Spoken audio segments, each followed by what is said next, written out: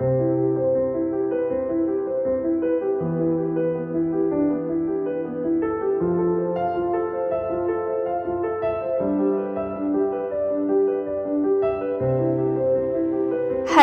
Everyone, সবাই কেমন আছো? আশা করি তোমরা সবাই খুব ভালো আছো। আমিও তোমাদের অনেক অনেক ভালোবাসায় অনেক ভালো আছি। আজকে সকালটা বৃষ্টিমুখর দিনই শুরু হয়েছে, কারণ আমাদের এই সাইডে কলকাতার অনেক চারিদিকেই কিন্তু বৃষ্টি হয়েছে। তো শীতটা বেশ জাঁকিয়ে পড়বে ওই কারণেই। তো দেখো, এখন ঘড়িতে কিন্তু 9:45 মতো বাজে। এখন আমি উঠলাম না, এখন উঠলাম না, একটু আগেই উঠেছি। বর আজকে আগে আগে বেরিয়ে গেছে, এই কারণেই তোমাদের সাথে এত কিছু শেয়ার করতে পারছি। সকালে উঠে ফার্স্টেই আমার কাজ থাকে হেয়ারটাকে কম করা, মানে আমার ওয়াশরুমের কাজ হয়ে গেছে। এখন কিন্তু আমি একটু নিজেকে প্যাম্পার করতে বসে পড়েছি, কারণ সারাদিন চুলটা আমাদের খুব এলোমেলো হয়ে থাকে। একটু চুলটাকে কম না করলে চুলটায় অনেক জট পড়ে যায়। তো এই কারণে ফার্স্টে চুলটাকে কম করে এবার কিন্তু ফেসে ভালো করে ময়শ্চারাইজার লাগিয়ে নিয়েছি। আর এবার কিন্তু আমি একটু বেশি করে জল খেয়ে নেব। যদিও এখন আমি একটু জিরের জল খাই বলে বেশি অনেক পরিমাণ জল খেতে পারি না, তার জন্য এবার জিরের জলটা না গরমই খাই আমি, উষ্ণ। কিন্তু এখন যেহেতু অনেকক্ষণ ধরে রেখে দিয়েছিলাম বলে এর জন্য আমি কিন্তু অনেক কষ্ট করে ঠান্ডাটাই খেয়ে নিয়েছি। তো এবার দেখো, চা খাওয়ার পালা। আমি একা একাই বসে চা খাচ্ছিলাম আর ভীষণ বোর হচ্ছিলাম। কারণ কেন বলো তো? কারণ আমার বর অনেক আগে আগে আজকে বেরিয়ে গেছে, ওই কারণে একাই চা খাচ্ছি। অন্যান্য দিন তাও দুটো কথা বলে একসাথে চা খাওয়া হয়, তাও অফিসের জন্য ও তাড়াতাড়ি বেরিয়ে যায়, পরে আমাকে একাই চা খেতে হয়। তো আজকে যেন আরও একা একা লাগছে। তো যাই হোক, চাটা খাচ্ছিলাম আর ভাবছিলাম যে ভিডিওতে আরও কিছু কিছু নতুন কিছু অ্যাড করা যায়। তোমরা যারা আমার ভিডিওটা শুরু করেছো কিন্তু এখন লাইক দাওনি, অবশ্যই লাইক দিয়ে ভিডিওটা দেখা শুরু করো। তো দেখো, আমি এখন দেখলে যে অগোছালো হয়ে রয়েছে, এবার গুছিয়ে নিলাম একটা তুড়ির মাধ্যমে। সত্যি কথা বলতে তুড়ির মাধ্যমে হয়নি, তোমরা নিশ্চয়ই জানো, তার মানে করেছি। যাই হোক, একটু সময় নিই। তারপর দুটো পেছনে খুব সুন্দর করে গোছানো হয়ে গেছে। এবার ব্রেকফাস্ট করতে বসে পড়েছি। আজকে কিন্তু ব্রেকফাস্টে ছিল রুটি আর কিন্তু ছোলার ডাল। আর লুচি আর ছোলার ডাল কিন্তু আমার বেশ ভালোই লাগে। তো আজ নিরামিষ। আর দেখো, আমি রেডি হয়ে গেছি। এসব কথা বলতে বলতে তোমরা হয়তো ভাবছো কোথায় যাচ্ছি, আর মনটা দেখছো এত খুশি, নিশ্চয়ই তোমরা বুঝতে পারছো কোথায় যেতে পারি। তাও তোমাদেরকে আমি একটু সাসপেন্সে রাখি।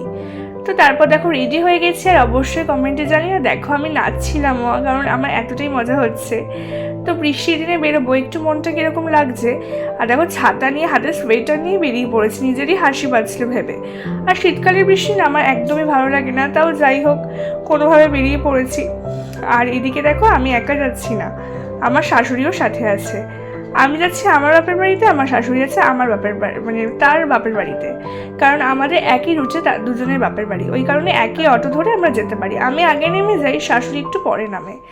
তো দেখো, বৃষ্টি পড়ছে, তোমাদেরকে দেখাচ্ছি। আর বৃষ্টির মধ্যে আমি পৌঁছে গেছি আমাদের বাড়িতে যাওয়ার মজাই আলাদা। দেখো বন্ধুরা, এখন কটা বাজে বলো তো? 11:30 বাজেনি, মানে 11:20 বাজে। তো এখন আমাদের বাড়ি চলে এসেছে, দেখেই বুঝতে পারছো। তো আমাদের বাড়িতে এসেছি। এখন বাড়িতে না কেউ নেই, মানে মা আর বোন একটুখানি ইয়েতে গেছে, তোমার ডাক্তার দেখাতে। তো কেউ নেই, আমি একাই আছি। আর মা রান্না বান্না করে গেছে, যদিও মানে মা চলে আসবে খুব তাড়াতাড়ি, মানে ওই ধরো এখন 11:30 বাজেনি, তো 12টার মধ্যে চলে আসবে আশা করছি। 12টা কি 12:30। এবার আমি পনিরটা খেতে খুব ভালোবাসি আমি সেদিন। আর আমাদের বাড়িতে না পনির কেনা হয়েছিল যে আজকে করবো বলে, ঠিক ছিল না তো যে আমরা আসবো ওর জন্য। এবার যেহেতু আজকে একটু ইচ্ছা হয়েছে আমার শাশুড়িরও আর আমারও যে বাপের বাড়ি যাবো, ওই কারণে আমরা চলে এসেছি। এবার আমাদের বাড়িতে তো পনিরটা আমি নিয়ে এসেছি, বুঝলে তো? তো পনিরটা নিয়ে এসেছি, আর তোমাদেরকে তারাও দেখাই পনিরটা এনেছে। দেখো পনিরটা এনেছি। এবার এটাকে সব কিছু করে রান্না করবো, মানে ভাত তো করে নিয়েছি, আমরা ভেবেছিলাম ফ্রাইড রাইস আর পনির করবো বাড়িতে, যেখানে লেখা থাকে রান্না করার কথা। তো যাই হোক, এখন এই পনিরটা রান্না করবো, তোমাদের সাথে শেয়ার করছি সব কিছু। তোমরা একটু দেখতে থাকো আর সঙ্গে থাকো। আর এখন ঘরে তো একাই থাকবো, তোমাদের সাথেই শেয়ার করবো সব কিছু। চলো, দেখতেই পাচ্ছ তোমরা, আমি পনিরটা কিন্তু কেটে নিয়েছি। আর পনির খেতে তো আমার জানোই ভালোই লাগে। আর তার মধ্যে আলুগুলো বেশ একটু ছোটো ছোটো করে কেটে নিয়েছি। আজকে কিন্তু পনিরের তরকারি আমি একাই বানাবো বাড়িতে, তা আবার। তো যাই হোক, এবার ভালো করে একটু সিদ্ধ অল্প একটুখানি ভাপ দিয়ে নেব, কারণ জানো যে আলু একটু কিন্তু সবসময় সিদ্ধ ভালো হতে চায় না, ওই কারণে। আর পনিরটাও দেখো, একটু তোমরা দেখেছো এর আগেও আমি পনিরটাকে কিন্তু এইভাবেই করি।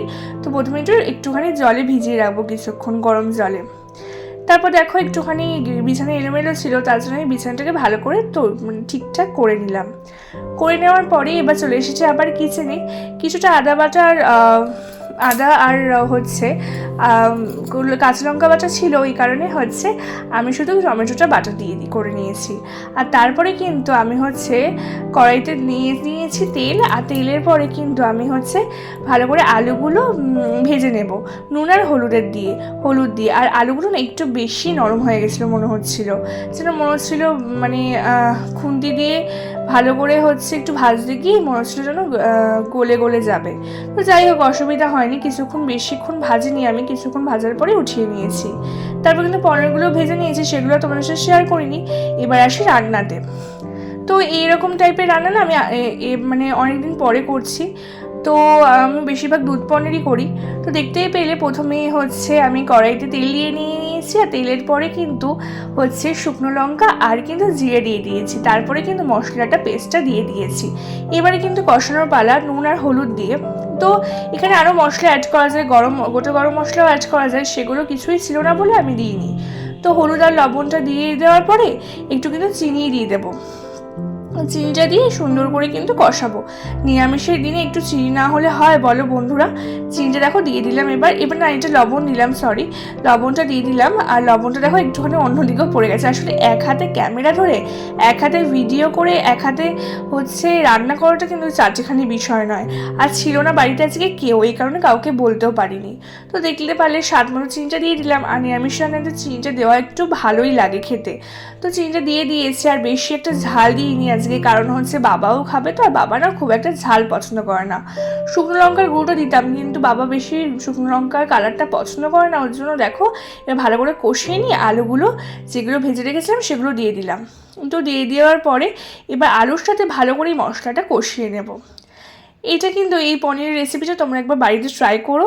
আমি তো এইভাবে করলাম, জানি তোমরা দিদিরা ভাববে যে আমি এরকম একটা রেসিপি করে তোমাদের সাথে শেয়ার করলাম, কিন্তু যা করি তাই তোমাদের সাথে শেয়ার করি। এবার দেখো আমি সবসময় চেষ্টা করি তরকারিতে বা যে কোনো রান্নায় একটু গরম জল দেওয়ার, তাদের স্বাদটা কিন্তু বেশ বেড়ে যায়। তো তারপর যাই হোক একটু গরম জলটা দিয়ে দিলাম। দেখো এবার একটু ফোটার পালা। আমি যত জানতাম যে পনিরটা দিয়ে না বেশিক্ষণ ফোটাতে নেই, এই জন্য দেখো আমি পনিরটা আগে ভুলবশত দিয়ে ফেলেছি। যাই হোক, আর দেওয়ার সময় দেখতেই পেলে কীভাবে ছিটকালো, আমার হাতেও একটু লেগেছে। তো অসুবিধা নেই, আমি তো ব্যাপারটা বুঝতে পারিনি, আর এক হাতে ক্যামেরা করছিলাম যেটা বলছিলাম। আর এবার দেখো আমি একটু ঢেকেও রেখেছিলাম, কারণ আলুগুলো একটু শক্ত ছিল। তারপর ভালো করে নরম হয়ে গেছে, আর দেখো আমার পনির রেসিপি রেডি। আর ওপর দিয়ে একটু ধনেপাতাও দিয়ে দিয়েছি। এবার ভালো করে মুছে টুছে নিয়েছি জায়গাটা। তোমরা অবশ্যই জানিও আমার রেসিপিটা তোমাদের কেমন লাগলো। বন্ধুরা এখন 2:45 বাজে, আর এখন আমি স্নান করে এলাম। তো আমাদের যে খেতে খেতে অনেকটা দেরি হয়ে যাচ্ছে, কারণ মা একটু দেরি করে এসছে, মা আর বোন।